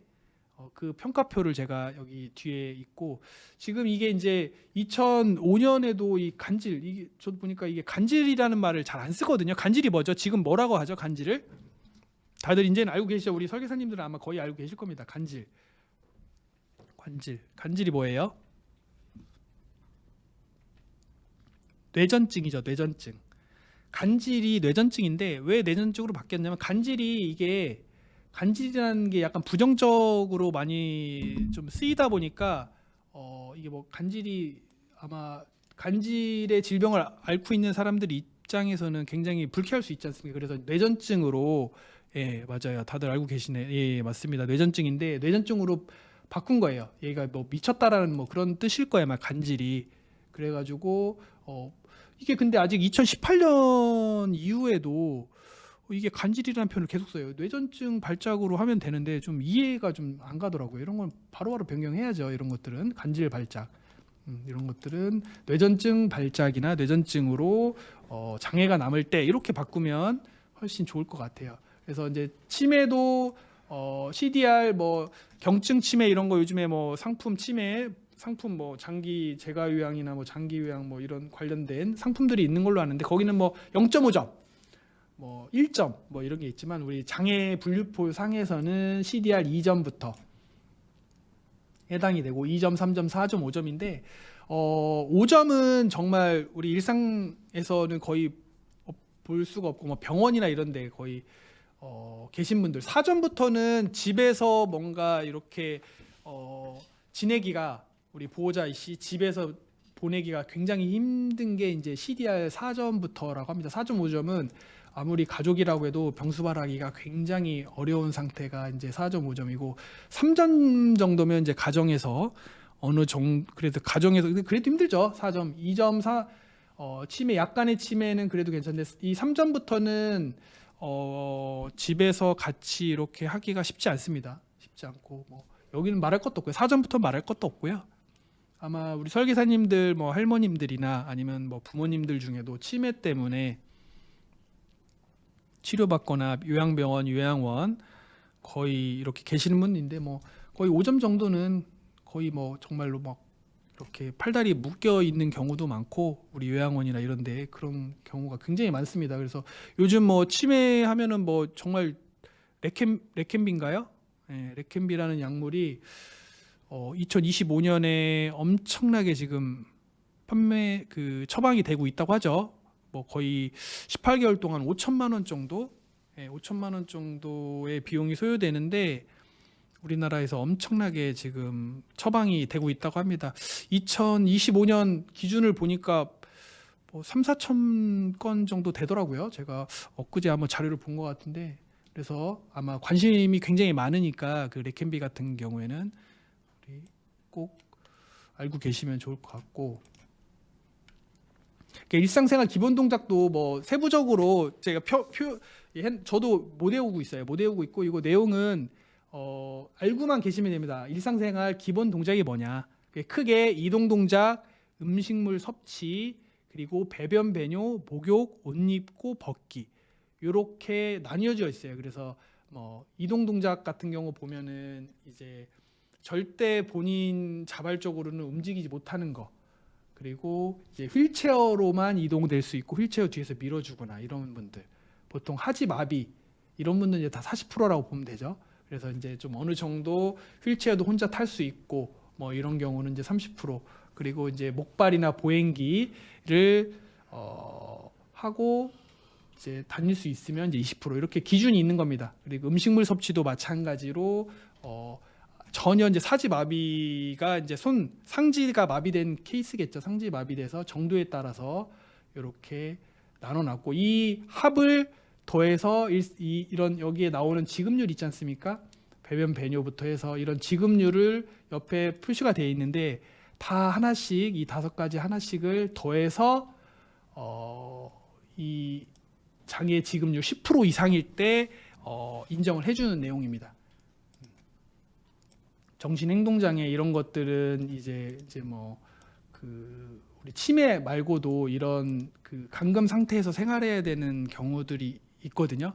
정신분열증이라든지 이런 어쨌든 정신적으로 문제가 생겨서 이런 케이스 이제 교통사고나 이런 경우로 있는 경우도 물론 있지만 거의 이런 경우는 이제 뭐 유전 질병적인 소용이 그게 많겠죠. 질병적인 사례들이 많을 겁니다. 그래서 사례를 보면 이제 이게 굉장히 중요한 사례 제가 설명드릴 거예요. 주변에서 이제 놓친 사례들 굉장히 많을 거고 이분은 이분이 상해가 아니에요. 이분이 상해가 아니고 일하시다가 뇌졸중으로 쓰러지셔서 사지마비가 오신 분입니다. 여성분이었고 그 당시가 2016년 당시에는 30대였고 저한테 의뢰했을 때는 한 40대였을 겁니다. 40대였고 한 3년 전에 이제 처리한 사건인데 뇌졸중으로 사지마비가 오신 분이고 산재가 승인이 나서 산재에서 이제 보상을 다 받으신 분인데 뭐가 있었냐면 이분이 보험에 삼성생명보험사에 이런 게 있었어요. 주보험에 사망보험금이 있는데 주계약에 여기에 보면 피보험자가 사망 또는 제1급의 장애시라고 되어 있습니다. 제1급의 장애라는 거는 내가 뭐냐면 상해든 뭐든 상관이 없는 거예요. 1급의 장애면 되면 되는 겁니다. 질병도 장애가 될 수 있고 상해 그 재해도 장애될 수 있는데 재해냐 질병이냐를 따지지 않고 1급 장애 시에 5,700만 원이 지급되는 게 있습니다. 근데 이런 것들을 본인도 몰랐던 거예요. 한 3년 동안 몰라서 안 하고 있다가 가족이 친언니가 알게 돼서 저한테 분석을 해달라고 해서 보상을 받은 케이스인데 특약으로 또 하나가 있었는데 뭐냐면 우리 그 저한테 의뢰를 주신 고객님과 언니 가족분은 위에 것만 보상을 받는 줄 알았어요. 위에 것만. 왜? 1급 장애. 왜냐하면 이분이 재해는 아니거든요. 재해는 아니에요. 그냥 질병입니다. 질병으로 산재를 받은 거고 여기 무죄 사망 특약으로 해서 뭐냐면 재해는 뭐죠? 재해 분류표라는 게 있죠. 재해 분류표에 해당이 돼야 됩니다. 근데 뇌졸중은 재해 분류표에 해당이 안 돼요. 근데 뭐라고 돼 있냐면 여기에 재해로 사망 또는 그냥 1급 장애시로 돼 있습니다. 해석하기에 따라서 재해로 1급 장애야? 아니면 위에처럼 그냥 1급 장애야. 자, 이런 분쟁이 생길 수 있는데 지금 관련된 분쟁 사례는 정리가 어느 정도 됐습니다. 이렇게 헷갈리는 경우에는 재해가 아닌 질병도 가능하다. 그래서 이분 같은 경우는 1억 1,400만 원을 보상받은 케이스인데요. 이런 사례가 많이 있을 수 있어요. 청구조차도 사망이 아니기 때문에 사망하고 나서 청구해야 된다. 1급 장애. 이분이 실제로 1급 장애는 또 아니었기 때문에 우리 국가장애나 이런 거에서는 산재에서는 1급 장애가 또 아니었어요. 사지마비인데 손가락은 또 움직이시고 하지는 거의 마비셨고 거의 못 움직이시고 상지는 일부 움직이시고 그랬기 때문에 등급이 2급으로 알고 계셨던 거예요. 본인도 산재에서도 2급 정도였던 것 같아요. 산재는 뭐 제가 처리한 게 아니기 때문에. 그래서 이제 생명보험 이제 장애 진단을 저희가 받았는데 어떻게 받았냐면 항상 간호를 받아야 될 때 1급으로 우리가 받았습니다. 1급이라고. 근데 이게 여기 내용에는 없지만 보험사에서 어떻게 처리를 했냐면 자 보세요. 생명보험에서 보시면 중추신경, 정신계 항상 간호를 받아야 할 때가 내용이 뭐냐면 1급에 해당되려면 침상을 벗어나지 못하는 정도라고 돼 있거든요. 약관에. 근데 그 제가 주치의한테 1급 장애에 해당된다. 침상을 벗어나지 못하는 정도다라고 받았는데 이 삼성생명보험사 직원이 이 주치의를 찾아가서요. 이 환자가 침상을 벗어나지 못하는 정도냐라고 물어보지 않고 뭐라고 물어봤냐면 침상을 벗어나지 못하는 상태냐고 물어봤습니다. 의사가 침상을 벗어나지 못하는 상태냐고 물어보니까 그렇다라고 해줬습니다. 왜? 그렇지 않다. 침상을 벗어날 수 있다. 왜? 어떻게? 주변에 이제 간병인이나 가족들이 침상에서 휠체어로 옮길 수 있다. 이런 건데 그 의사한테 어떻게 이게 제가 보험사에 왜 약관에는 침상을 벗어나지 못하는 정도로 되어 있는데 왜 소견을 침상을 벗어날 수 있는 상태로 해서 받아서 보험금 지급을 해주지 않느냐. 그래서 2급에 해당된다라고 소견을 받은 거예요. 주치의한테. 주치의가 이렇게 1급이라고 써줬는데 보험사에서 찾아가서 주치의 설득을 해서 침상을 벗어날 수 있는 상태니까 2급이다라고 해서 보험금 지급을 안 한 거죠. 그런 케이스입니다. 그런 케이스가 돼서 분쟁이 됐는데 결국에는 하지 마비, 두 다리를 못 쓰는 걸로 추가 장애 진단을 받아서 하지는 마비가 완벽하니까 하지 마비면 두 다리를 못 쓰면 우리 다리의 장에서 보시면 1급 장애가 있거든요. 그래서 1급 장애를 해서 보상은 받은 케이스인데 보험사들이 그렇습니다. 입장 차이긴 한데 보험사에서는 어떻게 해서든 안 주려고 일을 하겠죠. 아무리 그래도. 그래서 그런 식으로 조금 약관의 내용도 자기들 마음대로 변경을 해서 소견을 받아갑니다. 제가 따졌죠. 왜 약관에는 정도로 돼 있는데 왜 상태로 의사한테 좀 이렇게 소견을 받느냐. 그래서 하는 말이 그렇습니다. 정도랑 상태랑 뭐가 다르냐. 정도랑 상태랑 똑같은 말 아니냐. 그래서 그랬어요. 정도랑 상태랑 똑같은데 왜 상태로 소견을 받느냐. 정도로 받지. 정도로 하면 의사 설득이 안 되니까 자기들 유리하게 약관에 있지도 않은 상태로 해가지고 소견을 받는 거거든요. 보험사가 충분히 모든 보험사 모든 담당자가 그렇다라는 건 아니고 어느 보험사든지 이렇게 할 수가 있기 때문에 우리 고객님들이 손해를 볼 수가 있다. 직접 진행을 하시게 되면. 그래서 이런 뭐 좀 큰 사건이든 작은 사건이든 꼭 손해사정 상담을 받고 진행을 하시는 게 좋다. 네, 맞습니다. 정도와 상태. 전 그때 참 너무 정말 화가 많이 났습니다. 업무 처리하면서 결국 잘 처리는 됐지만 그래서 뭐 이거는 이제 다른 케이스예요. 이건 다른 케이스인데 이분은 실제로 일하시다가 현장에서 한 4m 높이에서 떨어지셨어요. 현장에서 떨어지셨는데 이분 나이도 젊으신 분이 40대 초반이고 이제 10년 전에 사고가 나서 10년 동안 치료를 받았어요. 10년 동안 치료를 받고 최근에 이제 보상을 받게 된 케이스인데 우리 아까 영상에서 보셨죠? 경추 수술하신 분. 그분입니다. 그분인데 6번이랑 7번이었네요. 아까 6번, 7번 유압수를 하셨고 이제 신경이 많이 문제가 생겨가지고 100% 장애가 된 거예요. 다리도 못 쓰고 이제 상지도 일부 못 쓰시고.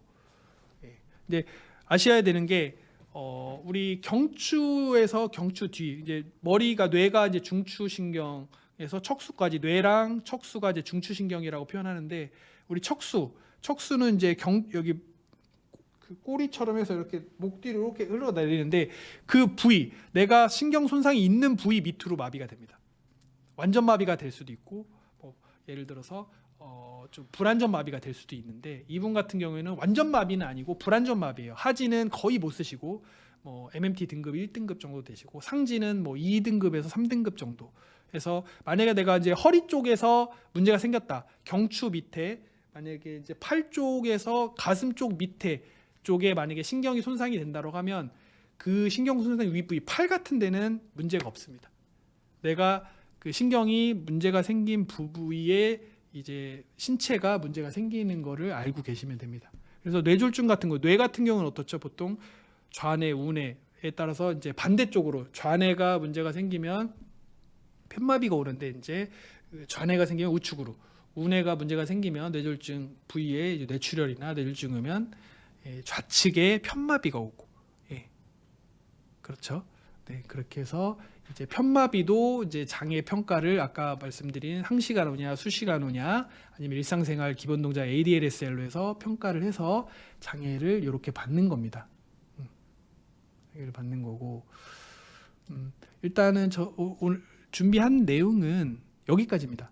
여기까지인데 제가 이제 사례 위주로 좀 말씀을 드렸는데 우리 설계사님들이 주변에 보시면 이런 사례들이 보상도 못 받고 지금 현재 계신 분들도 있고 아예 보험이 없는 분들도 계시고 이런 분들 우리가 충분히 설계사님들이 상담을 통해서 못 받은 보험금도 받아들일 수도 있고 그리고 만약에 몰라서 못했거나 아니면 담보가 없어서 못 받은 분들 이런 분들 팔, 다리 골절, 허리 골절 이런 분들은요 한 번 골절이 된 분들은요 그만큼 골절 위험도가 올라갑니다. 몇 프로? 10%씩은 올라가요.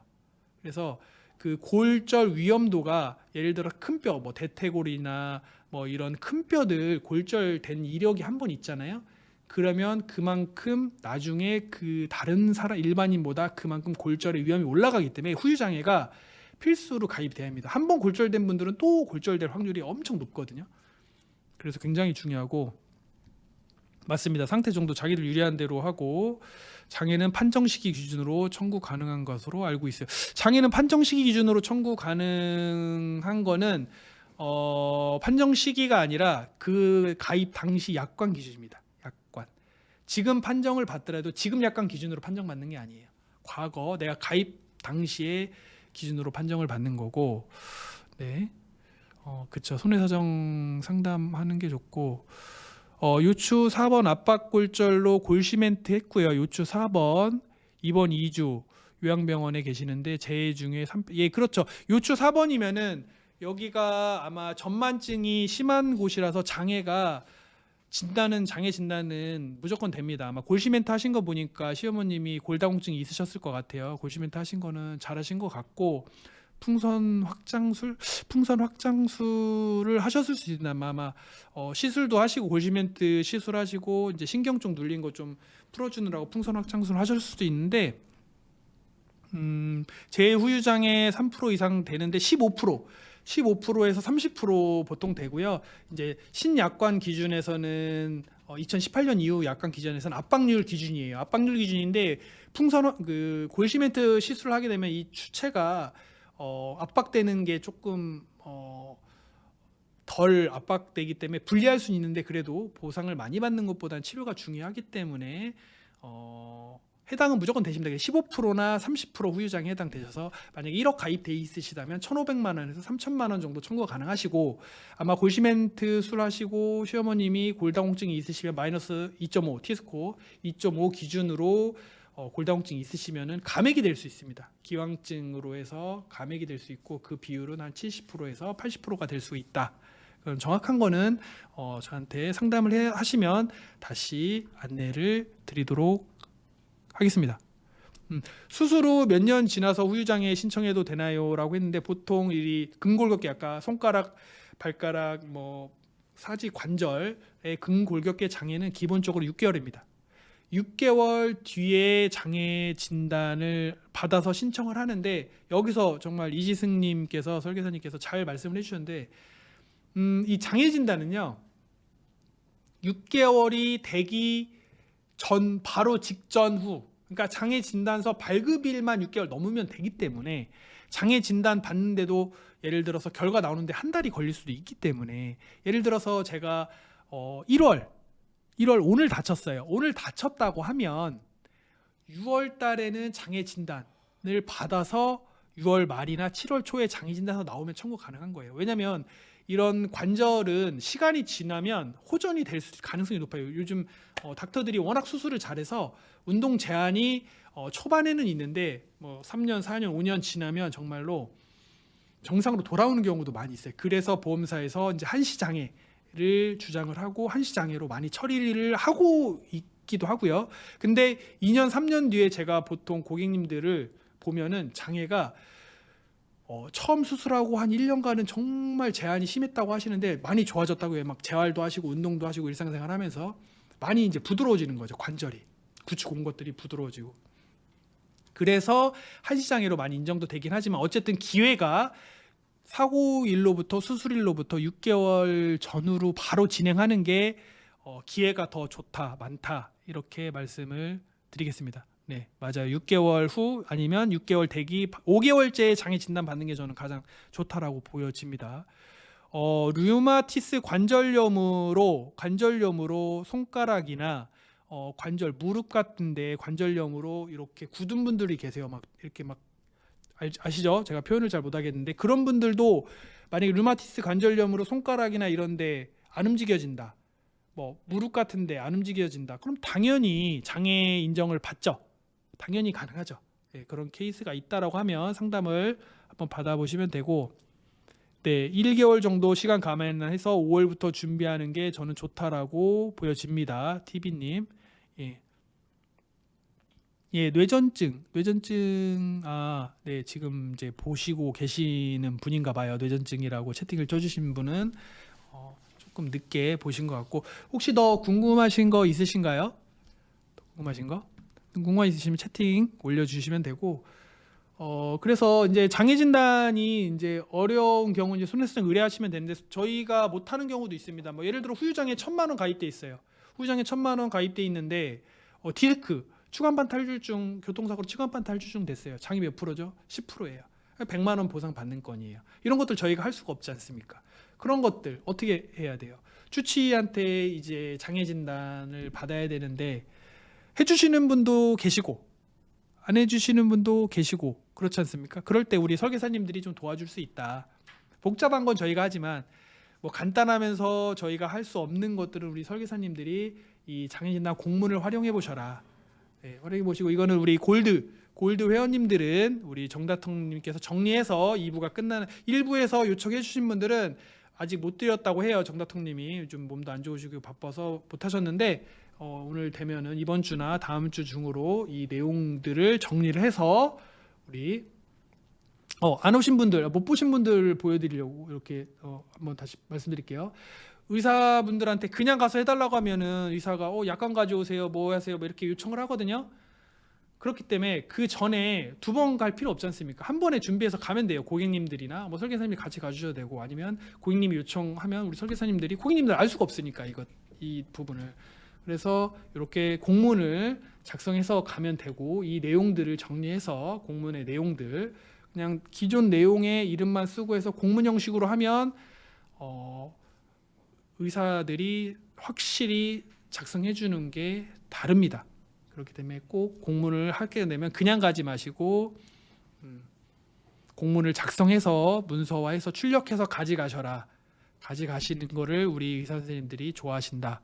네, 5개월 뒤에 연락 주신다는 새싹보리님 너무 감사하고, 예, 오늘 블링블님도 너무 감사합니다. 그렇죠. 소소한 건들은 우리 설계사님들이 해야 되는데, 그렇죠. 그래서 뭐 이런 게 잘 모르겠다, 오늘 내용 중에 모르는 것들은 저한테 카톡이나 전화 주시면 언제든지 상담 가능하고, 여기 계신 분들 중에 우리 고객님들도 가끔 저한테 뭐 전화, 여기 이제 설계사님이 아니고 전화가 주시더라고요. 자기 고객이라고 전화하시는 분들, 그냥 번호 저장하려고 하다가 눌렸다고 그랬다고 전화, 이렇게 부재중 전화 전화해 보면 그런 분도 계시고, 우리 설계사님도 연락 주시는데, 저 연락처 없는 분들은, 우리 설계사님들은 여기로 연락처 카톡이나 문자 주시면 제가 번호 등록하고 매달 한 건에서 2건씩 보험 관련된 유익한 정보, 실제 사례들 제가 공유를 해드리고 있으니까 저한테 카톡이나 문자를 주시면 될 것 같습니다. 네, 네, 받는 것이 유리합니다. 맞습니다, 박은영님. 네, 공문 꼭 활용해 주시고, 더 이제 궁금하신 것들은 이제 개인적으로 또 말씀해 주시면 감사하겠습니다. 어쨌든 식사도 못 하시고 이렇게 강의 들어주셔서 너무 감사하고요. 다음에 또 좋은 강의 컨텐츠로 찾아뵙겠습니다. 네, 명유호장님, 척추 압박골절도 2주 입원 치료 가능하죠? 보통 척추 압박골절 되면 3주 정도 입원합니다. 경우에 따라서 이제 추가로 진료 입원 필요하신 분들은 보통 요양병원, 한방병원이나 요양병원에 추가로 입원도 되고요. 명호장님은 척추 압박골절 사례 있으시면 연락 주시면 좋을 것 같습니다. 수고하셨습니다, 여러분.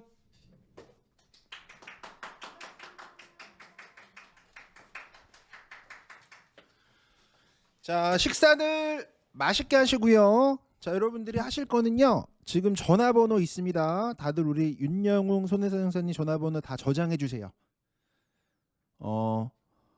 정말 손혜사 형사를 알고 계시는 것만으로도 우리가 전쟁터 나가면 최고의 어떤 무기를 장착한 거나 다름이 없습니다. 그리고 그냥 전화번호만 저장해 놓는다라고 될 게 아니라, 관계가 이렇게 좀 형성되려면 뭐 건이라도 하나씩 이렇게 연결해 주시면, 그러면 여러분들 든든한, 아마 보험의 어떤 최고의 어떤 파트너가 되신다고 저는 믿고, 제가 이렇게 그 보장성 영업을 잘하게 된 아마 그 원인을 하나 꼽으면, 손혜사 형사 도움을 제가 많이 받았어요. 예, 그래서 손혜사 정사님의 도움을 많이 받아서 영업을 하니까 영업 정말 잘을 했거든요. 여러분들도 그렇게 되시길 바랍니다. 식사 맛있게 하시고, 라이브 방송을 제가 되게 많이 하게 될 것 같은 이유는 상품이 많아서 그래요. 2월달 막 상품 쏟아지니까, 예, 많이 기대해 주시고요. 예, 2월달 전략 상품 회의에서 또 만나.